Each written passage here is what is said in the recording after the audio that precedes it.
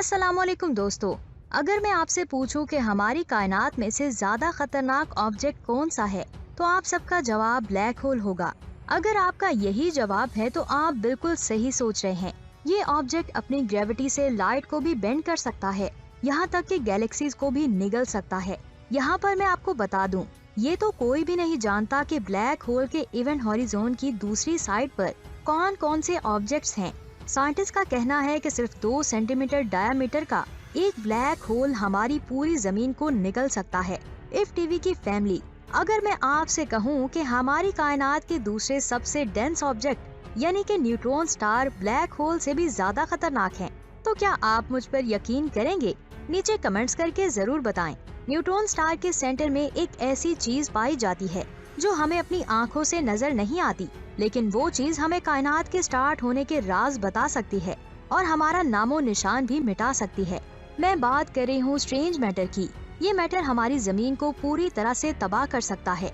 आखिर ये strange matter होता क्या है, आप ये जानेंगे आज की इस वीडियो में। वीडियो शुरू करने से पहले आपसे गुजारिश है, अगर अभी तक आपने हमारे चैनल को सब्सक्राइब नहीं किया तो बराए मेहरबानी हमारे चैनल को सब्सक्राइब करके बेल आइकन को प्रेस कर दें, ताकि हमारी तमाम वीडियोस के नोटिफिकेशंस आपको मिल सकें। स्ट्रेंज मैटर के बारे में जानने से पहले आपको न्यूट्रॉन स्टार की फॉर्मेशन के बारे में जानना होगा। एक मैसिव स्टार में सुपरनोवा एक्सप्लोजन होने की वजह से न्यूट्रॉन स्टार बनता है। सुपरनोवा एक्सप्लोजन होने की वजह से स्टार की कोर अपनी ही ग्रेविटी की वजह से कोलैप्स होने लगती है। ये ग्रेविटी इतनी ज्यादा स्ट्रॉन्ग होती है कि पार्टिकल्स और न्यूक्लियस एक साथ मिल जाते हैं। आइए इसे डिटेल से समझते हैं। एक एटम के अंदर 3 तरह के पार्टिकल्स होते हैं, न्यूट्रॉन, प्रोटॉन और इलेक्ट्रॉन। ग्रेविटी की स्ट्रॉन्ग फोर्स की वजह से प्रोटॉन और इलेक्ट्रॉन इकट्ठे होकर न्यूट्रॉन्स बनाते हैं। अब आप सोच रहे होंगे कि ये कैसे हो सकता है, तो मैं आपको बता दूं, इन पार्टिकल्स को ग्रेविटी की वजह से ना चाहते हुए भी एक दूसरे के नजदीक आना पड़ता है।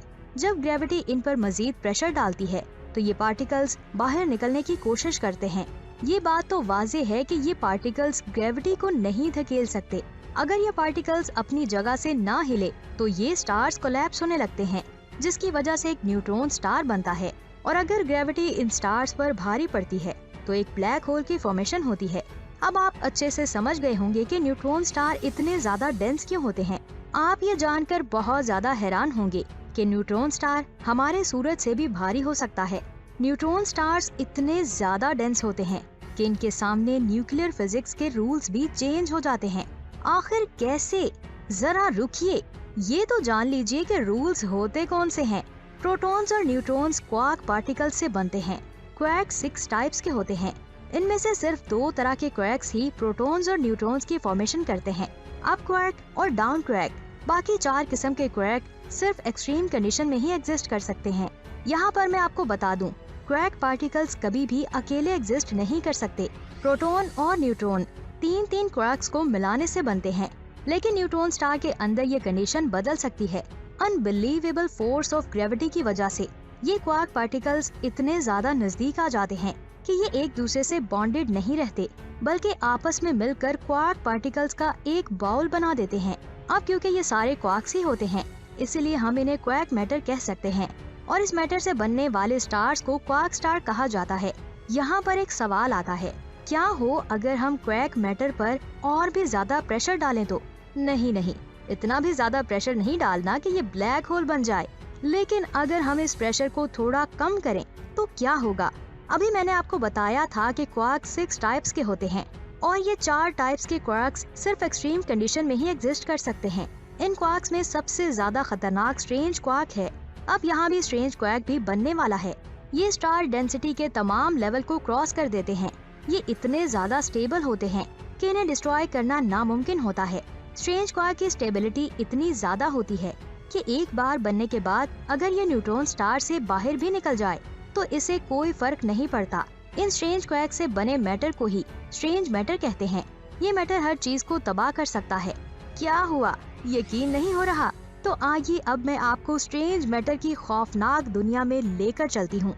यहाँ पर मैं आपको बता दूं, चाहे कोई भी एलिमेंट हो, वो रिएक्शन के थ्रू स्टेबिलिटी हासिल करना चाहता है, तो यहाँ से भी स्टेबल स्ट्रेंज मैटर है। जब कोई ऑब्जेक्ट स्ट्रेंज मैटर के कांटेक्ट में आता है तो वो भी इसके स्ट्रेंज क्वार्क की पुल का हिस्सा बन जाता है। और उसका सारा मैटर स्ट्रेंज क्वार्क में बदल जाता है।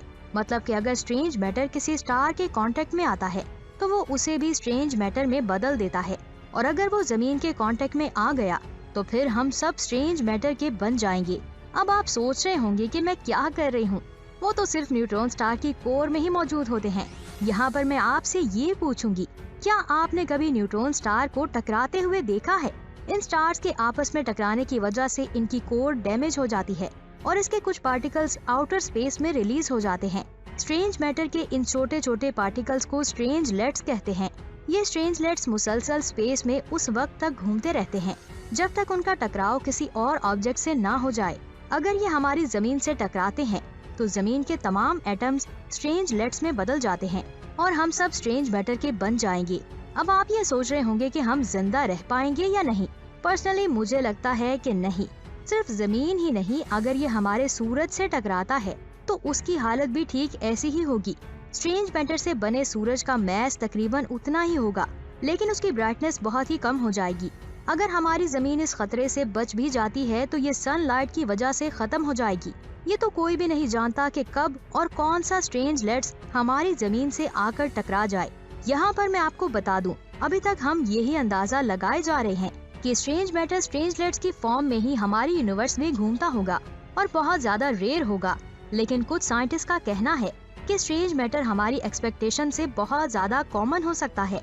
ऐसा कहा जाता है कि बिग बैंग के बाद हमारी यूनिवर्स में बहुत ज्यादा तादाद में स्ट्रेंज मैटर्स बने होंगे और वक्त के साथ साथ हमारी यूनिवर्स में फैल गया होगा। कुछ साइंटिस्ट ये भी दावा करते हैं कि आज हम जिसे डार्क मैटर कहते हैं, असल में वो स्ट्रेंज मैटर ही है। यानी कि स्ट्रेंज मैटर ना सिर्फ गैलेक्सीज को बंद करके रखता है बल्कि उनका मैस भी इंक्रीज करता है। स्ट्रेंज मैटर की फॉर्मेशन को डिटेल से समझकर हम हमारी यूनिवर्स के स्टार्ट यानी कि बिग बैंग के बारे में भी बहुत कुछ जान सकते हैं। जब इंसानों ने पहला टेलीस्कोप बनाया था तब ये कोई सोच भी नहीं सकता था कि हमारा सोलर सिस्टम और हमारी यूनिवर्स इतनी ज्यादा बड़ी होगी। लेकिन आज हम अपनी यूनिवर्स के बारे में बहुत कुछ जानते हैं। न्यूट्रॉन स्टार की स्टडी भी साइंटिस्ट ने कुछ सालों पहले शुरू की है। हो सकता है कि फ्यूचर में हम इनके बारे में मजीद जान सके और इसके साथ ही स्ट्रेंज मैटर के बारे में भी डिटेल से जान पाएंगे। जैसे जैसे हम एडवांस हो रहे हैं वैसे वैसे हमारे सामने चौंका देने वाली डिस्कवरीज आ रही हैं। वैसे आपकी इस बारे में क्या राय है? नीचे कमेंट्स करके जरूर बताएं। अपना बहुत सारा ख्याल रखें। अल्लाह हाफिज।